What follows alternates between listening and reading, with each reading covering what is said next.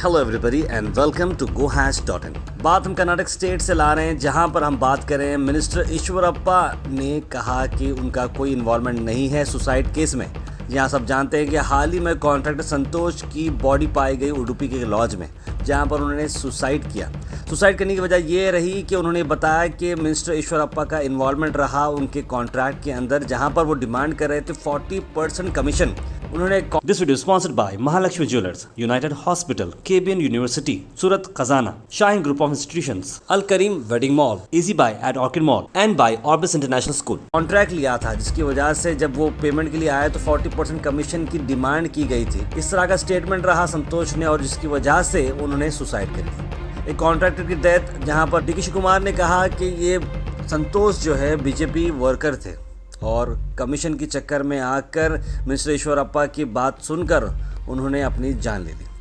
वहीं पर उनके भाई प्रशांत पाटिल ने डिमांड किया कि जब तक ईश्वरप्पा का रेजिग्नेशन नहीं होगा या फिर एक्यूज को पकड़ा नहीं जाएगा तब तक वो बॉडी को वहां से नहीं हटाएंगे, मतलब उसका जो अंतिम संस्कार होता है वो नहीं करेंगे। ये बात इतनी बढ़ती गई कि 1 से 2 से 3 दिन हो चुके हैं। उसके बाद फाइनली आज मिनिस्टर ईश्वरप्पा को अपना रेजिग्नेशन देना पड़ा।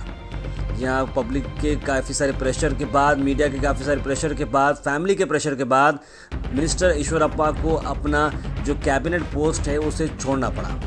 ये आज की ताज़ा खबर हम आप तक ला रहे हैं, जहाँ पर मिनिस्टर ईश्वरप्पा ने अपना रेजिग्नेशन दिया है। इस पर कई अलग अलग बातें चल रहे हैं कि किस तरह से कॉन्ट्रैक्टर्स की कमीशन पर ये मामले चल रहे हैं, कि ऐसे कमीशंस के मामले कहाँ कहाँ चल रहे हैं और कौन कौन इसमें इन्वॉल्व हैं और कॉन्ट्रैक्टर्स की इस पर कितनी रिस्क चल रही है। जहाँ पर अक्सर हम देख रहे हैं कि रोड का वर्क कभी कभार इनकम्प्लीट होता है या अप टू द मार्क नहीं होता है। वो इसीलिए होता है क्योंकि उसके अंदर कई सारे लोगों के कमीशंस इन्वॉल्व होते हैं, जिसकी वजह से कमीशंस तो उनकी घट हो जाती है लेकिन काम जो है रोड का या नाली का कच्चा हो जाता है, जिसकी वजह से आम जनता परेशान होती है। यानी कहीं ना कहीं हम अपने टैक्स तो पूरे भर रहे हैं, ये मिनिस्टर्स रहने दो या फिर एमएलएस रहने दो या फिर बीच के जितने भी लोग हैं, उनकी कमीशन के चक्कर में काम क्वालिटी का नहीं होता है और आखिरकार या कॉन्ट्रैक्टर बनना पड़ता है या जनता को।